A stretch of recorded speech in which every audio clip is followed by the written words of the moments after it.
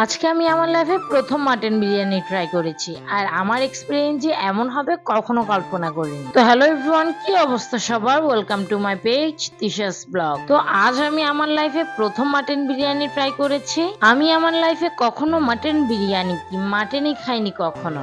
এমন না যে আমার বাপের বাড়ি কিংবা শ্বশুর বাড়ি কোথাও সামর্থ্য নেই মাটন খাওয়ানোর, বা আমার ফ্যামিলিতে কেউ খায় না মাটন, শুধু আমিই খেতাম না মাটন। আর এখন বলছি আমি কেন খেতাম না এতদিন মাটন। আসলে আমাদের হিন্দু সম্প্রদায়ে একটি প্রথা আছে যে মনসা পূজাতে পাঠা বলে দিতে হয়, আর পাঠাগুলোর গায়ে থেকে যে এমন গন্ধ আসে তা বলার মতো না। পাশ দিয়ে হেঁটে গেলেও অনেক বমি আসে আমার। তো আমি ভাবতাম যে জিনিসটা পাশ দিয়ে হেঁটে যাচ্ছে যে এমন গন্ধ আসে, আর এটা না খেলে কি গন্ধ লাগবে। আর আমি না খাসি আর পাঠার মধ্যে যে একটা ব্যবধান আছে এটা জানতাম না। তো একদিন আমার হাজবেন্ড আমাকে বলে বসলো যে তোমাকে না একদিন হঠাৎ করে খাসির মাংস আমি খাইয়েই ছাড়বো। আর এই দিনটা যে এত তাড়াতাড়ি চলে আসবে আমি ঠিক জানতাম না।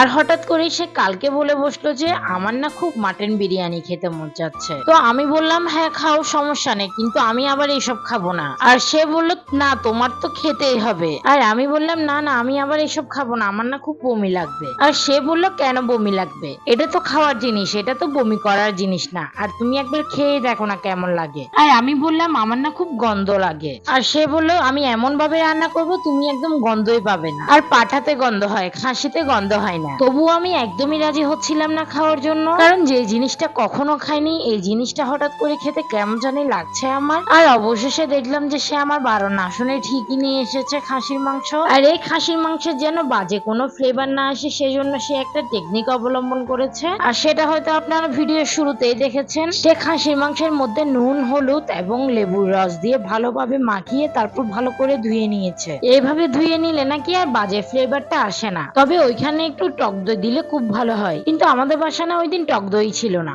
আর আজকের মাংসটা না আমরা প্রেসার কুকারে রান্না করছি। যা যা দেওয়া সবকিছু এখানে দিয়ে দিয়েছে, যেমন পেঁয়াজ কুচি, আদা বাটা, রসুন বাটা, হলুদ, লবণ, মরিচ যা যা আছে সকল মশলা এখানে দিয়ে তারপর হাত দিয়ে মাখিয়ে এটা বসিয়ে দিয়েছি।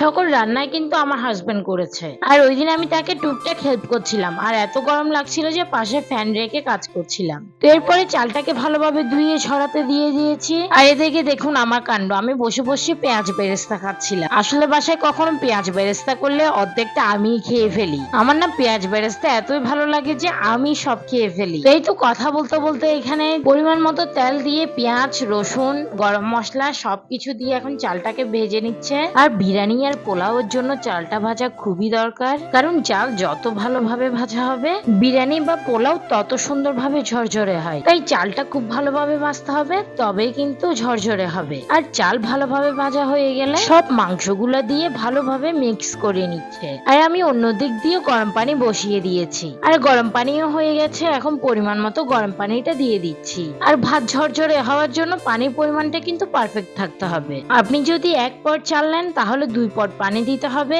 আর আপনি যদি 2 পট চাল নেন তাহলে 4 পট পানি দিতে হবে। আর এই রেশিওটা মেনেই আমি সবসময় বিরিয়ানি বা পোলাও রান্না করি। এরপর এখানে একটু কিশমিশ দিয়ে দিচ্ছি, কারণ কিশমিশ দিলে খুব ভালো একটা ফ্লেভার আসে আর খেতেও খুব ভালো লাগে। আর এখন ভালোভাবে মিক্স করে নিচ্ছি। আর এরপরে কিছুক্ষণের জন্য একটু ঢাকা দিয়ে দিব। আর কিছুক্ষণ পরে ঢাকনা খুলে দেখি যে অনেকটাই হয়ে গেছে, আরো কিছুক্ষণ দমে দিতে হবে। আর এখনই ফ্লেভারটা কিন্তু অসাধারণ আসছিল। তো একটু ভালোভাবে নেড়ে চেড়ে দিয়ে এখনই দিয়ে দিব এখানে ঘি। আর আমরা এখানে প্রাণ ঘিটা ইউজ করছি। আর আপনারা চাইলে যে কোনো ঘি দিতে পারেন, তবে প্রাণ ঘিটা দিলে কিন্তু খুব সুন্দর সেন্ট আসে। তো এখন ঘি দেওয়া শেষ, এখন দিব বেরেস্তা। আর আমি তো এখানে অর্ধেকটা বেরেস্তা আগে খেয়ে শেষ করে দিয়েছি। আর এই দেখুন আমরা না এখানে একটা ভুল করে ফেলেছি। আর সে ভুলটা হলো আমরা এখানে আলু দিতেই ভুলে গেছি।